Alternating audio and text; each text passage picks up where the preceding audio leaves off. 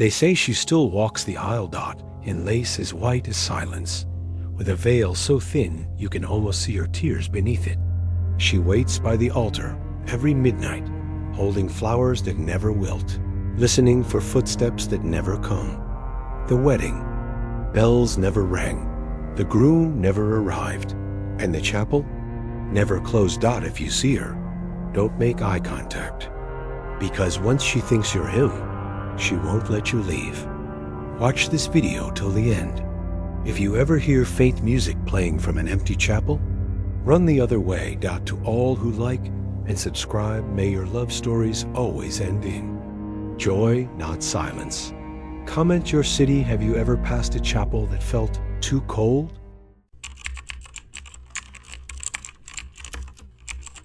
Caleb Morgan was a documentary photographer who didn't believe in ghosts until he tried capturing one.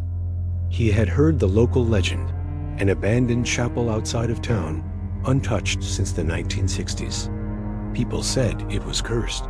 They said if you entered after midnight, you'd hear soft music playing, and a woman in a wedding dress waiting by the altar. They said she was still waiting for the groom, who never came. Caleb didn't believe it, but he believed in stories. And more than anything, he wanted to photograph one no one else could. He arrived at 12:03 a.m. The chapel was half crumbled and overgrown with ivy. The wooden doors creaked open like breath being drawn in. Inside, everything was still. Dust floated in moonlight like ash. Benches were split and scattered. And yet, the aisle was clean. The altar was untouched. He set up his tripod, focused on the aisle, nothing, until the organ played a single note. He froze. The camera clicked on its own. Then came the faint melody of a wedding march, soft, hollow, like it was underwater.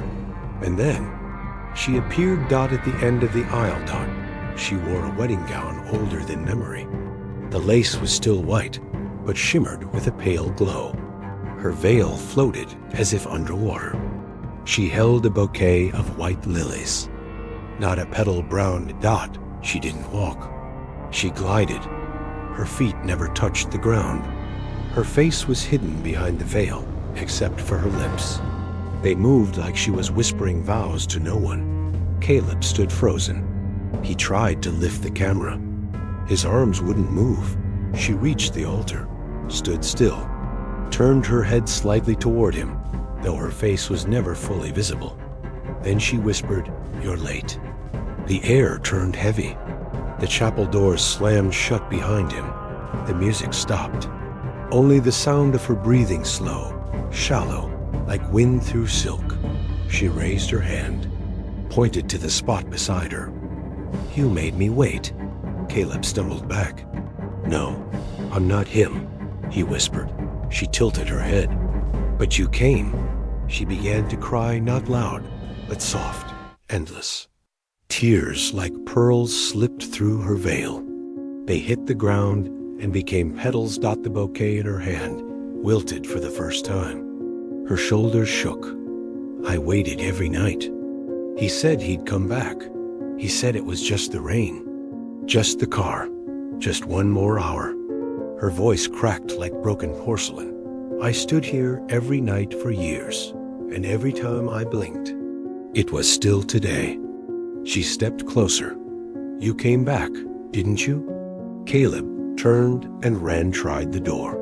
It wouldn't open. Behind him, the music began again, a slower version, a dying waltz. He turned, and she was just inches from him. She lifted her veil.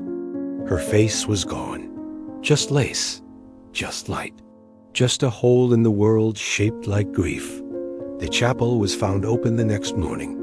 Caleb's camera was still there, lens shattered, battery drained. And on the altar lay a single photograph, a blurry image of a woman in a wedding gown, standing beside an empty space, smiling faintly at someone.